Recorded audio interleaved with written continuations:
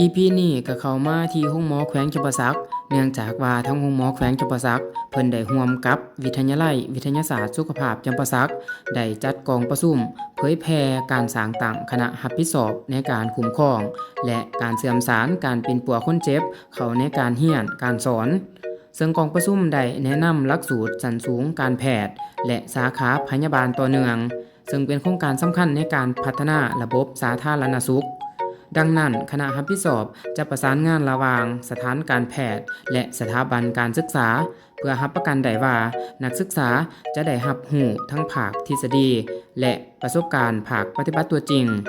นอกจากนั้นหลักสูตรใหม่จะเน้นหนักใส่การนำใส่เทคโนโลยีที่ทันสมัยและยกระดับมาตรฐานการบริการสุขภาพตื่มอีกและนี่ก็แม่น1 นาทีกับจอกหน่อย